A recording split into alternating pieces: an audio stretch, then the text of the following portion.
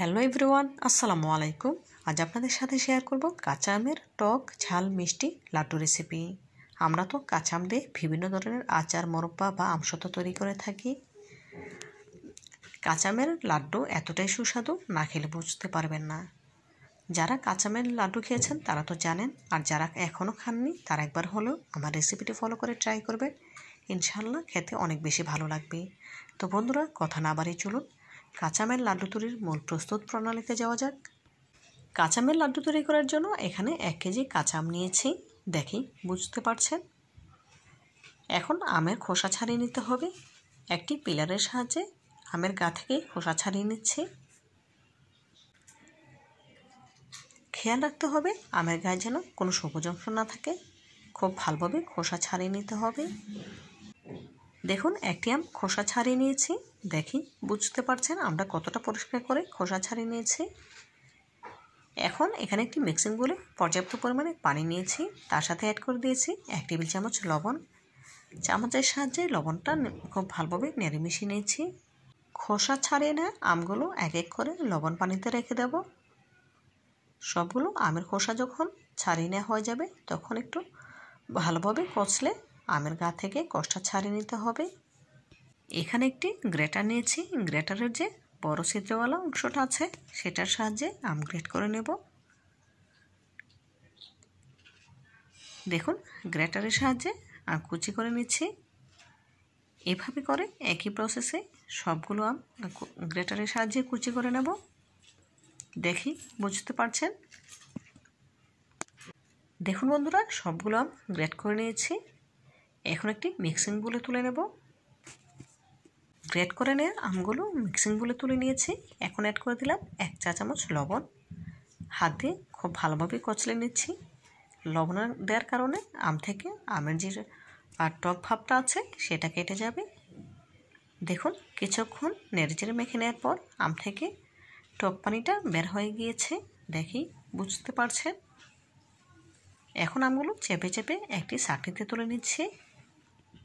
দেখুন, সবগুলো আম ছাঁকনিতে তুলে নেওয়া হয়ে গিয়েছে। এখন নর্মাল পানি দিয়ে আমগুলো খুব ভালোভাবে ধুয়ে নেব। আমগুলো খুব ভালোভাবে ধুয়ে নিয়ে এখন আবারও খুব ভালোভাবে চেপে চেপে এক্সট্রা পানিটা ছাড়িয়ে নিতে হবে। খেয়াল রাখতে হবে আমের গায়ে যেন কোনো পানি না থাকে। সবগুলো আম এভাবে করে চেপে চেপে পানিটা নিংড়ে নিয়েছি। মিক্সিং বলে তুলে নিয়েছি। এখন এর সাথে অ্যাড করে দিয়েছি মেজারমেন্ট কাপের 1 কাপ চিনি। স্প্যাচুলার সাহায্যে খুব ভালোভাবে নেড়ে চেড়ে আমের সাথে চিনিটা মিশিয়ে নিচ্ছি। চিনিটা যখন আমের সাথে খুব ভালোভাবে মিশিয়ে নেওয়া হয়ে যাবে তখন রেস্টে রেখে দেব 20 মিনিটের জন্য। আমের সাথে চিনিটা ভাবে রেখে দিলে আমটা পুরোপুরি গলে যাবে না। দেখুন, ঢাকা দিয়ে দিলাম। ফিরছে 20 মিনিট পর। এই 20 মিনিটে চিনিটা পুরোপুরি গলে গিয়ে একদম তরল হয়ে গিয়েছে। দেখি বুঝতে পারছেন। এখন এর সাথে কিছু মশলা অ্যাড করে নেব। দিয়ে দিচ্ছি 1/2 চা চামচ লাল মরিচের গুঁড়া, 1/2 চা চামচ হলুদ গুঁড়া, 1 চা চামচ 5 ফোড়নের গুঁড়া, স্বাদ মতো লবণ। এখন সবগুলো উপকরণ খুব ভালোভাবে মিশিয়ে নিচ্ছি। মিশিয়ে নেওয়া হয়ে গেলে রান্নার জন্য সরাসরি চুলায় চলে যাব। চুলায় একটি প্যান বসিয়ে নিচ্ছি। প্যানে আমের মিশ্রণটা দিয়ে দিচ্ছি। স্প্যাচুলার সাহায্যে খুব ভালোভাবে ছড়িয়ে নিচ্ছি। দেখুন, খুব ভালোভাবে ছড়িয়ে নেওয়া হয়ে গেলে ঢাকা দিয়ে জাল করে নেব 5 মিনিট। এই 5 মিনিট গ্যাসের ফ্লেম লো টু মিডিয়াম হিটের মাঝামাঝি রাখতে হবে। ঢাকা দিয়ে দিলাম। ফিরছি 5 মিনিট পর। এই 5 মিনিটে চিনি শিরাটা অনেকটাই টেনে যাবে। 5 মিনিট পর ফিরে এলাম। দেখুন, চিনি শিরাটা অনেকটাই টেনে গিয়েছে। আমের কালারটাও কিন্তু অনেকটাই চেঞ্জ হয়ে এসেছে। দেখি বুঝতে পারছেন। খুবই আলতো হাতে নেড়ে চেড়ে চিনি শিরাটা পুরোপুরি শুকিয়ে নিতে হবে। দেখুন, এই পর্যায়ে আমের মিশ্রণটা কিন্তু প্যানের গা ছেড়ে আসছে।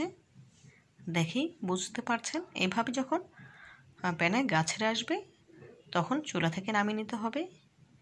এর থেকে বেশি ঘন করা যাবে না, তাহলে কিন্তু যখন ঠান্ডা হবে তখন চিটচিটে হয়ে যাবে, তখন আর খেতে ভালো লাগবে না। এই অবস্থাতেই গ্যাসের ফ্লেম অফ করে দিয়েছি। এখন একটি ছড়ানো প্লেটে ঢেলে নিতে হবে।